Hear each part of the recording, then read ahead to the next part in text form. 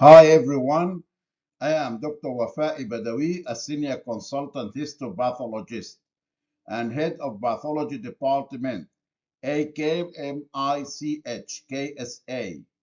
I am going to talk about germ cell neoplasms of the ovary, mature cystic teratoma. General background. Mature cystic teratomas represents the most prevalent ovarian tumor, 20% to 40%. They represented the majority, approximately 95% of all germ cell tumors. They may exhibit differentiation from any of the three embryonic layers.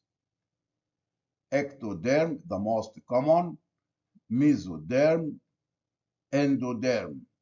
A minority of mature teratomas are composed exclusively of tissues derived from a single germ layer and are termed monodermal teratomas.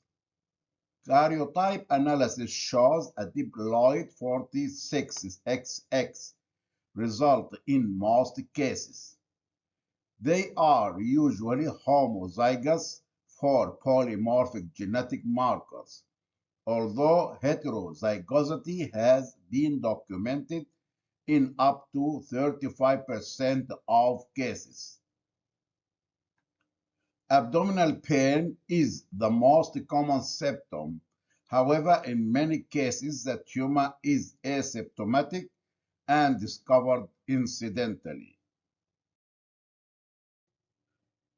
Rarely mature cystic teratomas present with or are associated with complications including torsion, acute or subacute rupture, more common during pregnancy, infection, idiopathic autoimmune hemolytic anemia, virilization, paraneoplastic limbic encephalitis, malignant transformation of somatic teratomatous tissues.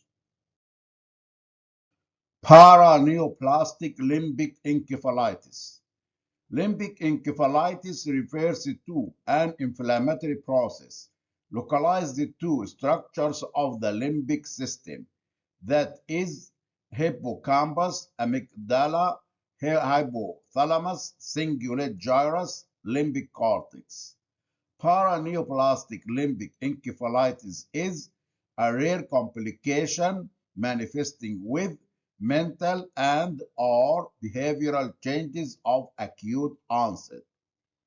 It is secondary to antibodies against the N-methyl D-aspartate NMDA receptor, which develop after the immune system is exposed to mature brain tissue within the teratoma.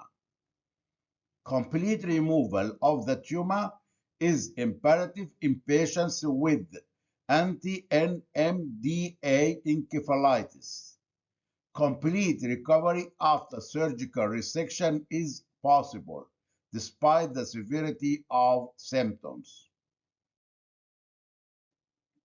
Gross appearance. Teratomas are usually less than 10 cm and have a smooth external surface, and 10% are bilateral. This photo shows a cystic cavity containing abundant hair elements and paste sebaceous material, as well as a discrete nodule of soft tan to yellow adipose tissue, Rokitansky protuberance. Some cases contain partially formed alveolar ridge with a row of teeth. Teeth are often present on a Rokitansky protuberance. Microscopic features. The hallmark of mature teratoma is the presence of mature somatic tissues with organization and cytomorphology identical to their eotopic location, but haphazardly admixed within the lesion. It shows a mixture of mature benign tissues. Ectodermal, most common, such as squamous epithelium, sebaceous glands, hair follicles, and brain tissue. Mesodermal, second most common, such as bone, cartilage, smooth muscle, and fibroadipose tissue. Endodermal, such as intestinal or respiratory epithelium, thyroid, and salivary gland. These two photos show the wall of the cyst is composed of epidermis and skin adnexal structures. Teeth are commonly found in mature cystic teratomas, often on Arokitansky protuberance. This image shows a section through a tooth. Note the bone on the lower left and skin adnexal and glandular structures on the lower right. A focus between an island of cortical bone on the left and a nearby tooth showing cemento-osseous dysplasia. This image shows skin on the right and bone on the left.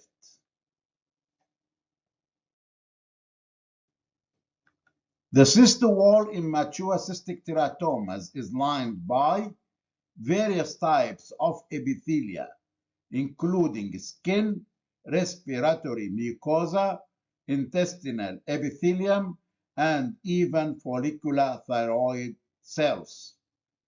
This image shows gastric mucosa. This image shows intestinal type glands with goblet cells.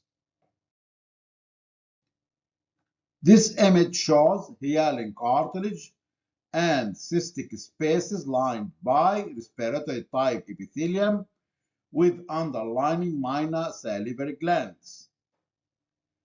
Respiratory epithelium is seen in this photo in the upper half with mucinous intestinal type epithelium below it. This focus in the wall of a cyst in a mature cystic teratoma resembles developing fetal kidney with primitive appearing glomeruli and tubules. This image shows a focus of choroid plexus in a mature cystic teratoma. Note the neuroglial tissue on the lower right. Rare cases of mature cystic teratoma have occasional microscopic foci, less than or equal to 4 foci or 21 cubic millimeter of immature neuroepithelial tissue in the form of rosettes. This has no impact on the excellent prognosis and does not merit the diagnosis of immature teratoma. Unusual pathologic findings in the setting of ovarian mature teratoma include granulomatous peritonitis resulting from leakage of contents after tumor rupture, melanosis peritonei consisting of pigment-laden histiocytes within the peritoneal stroma, benign or malignant secondary neoplasia arising from mature tissue of the teratoma, association with small, less than 2 millimeter foci of yolk sac tumor, which is seen in 5% to 10% of cases. Dermoid cyst rupture with subsequent foreign body type giant cell reaction to hair elements is often observed, sometimes obscuring or replacing the cyst lining. This image shows reactive new-bone formation around extruded cystic contents and hair. Granulomatous peritonitis. Mature cystic teratomas can sometimes rupture and spill keratin and sebaceous material into the abdominal cavity, inciting a vigorous foreign body giant cell reaction. A prominent lipogranulomatous response can be observed in these two photos. The resultant granulomatous peritonitis can mimic the appearance of metastatic carcinoma during exploratory laparotomy. Sieve-like so-called lattice pattern in wall of cyst. Some of the fat spaces are lined by large macrophages. Melanosis peritonei. Rupture of a mature cystic teratoma containing adnexal structures with melanin can result in melanosis peritonei. Pigment-laden macrophages are present within the peritoneal stroma. Malignant transformation of somatic tissues develops in approximately 1.5% to 2% of mature cystic teratomas. They are commonly squamous cell carcinoma, followed by adenocarcinomas, small cell carcinoma, sarcomas, and malignant melanoma. This complication occurs most often in postmenopausal women, but is also, albeit rarely, seen in younger women, including those who are pregnant, and girls as young as 9 years. This photo shows squamous cell carcinoma arising in the mature cystic teratoma. This photo shows papillary adenocarcinoma arising from adenoid cyst. This photo shows a small cell carcinoma arising from adenoid cyst. This image shows rhabdomyosarcoma, somatic type malignancy arising in a teratoma.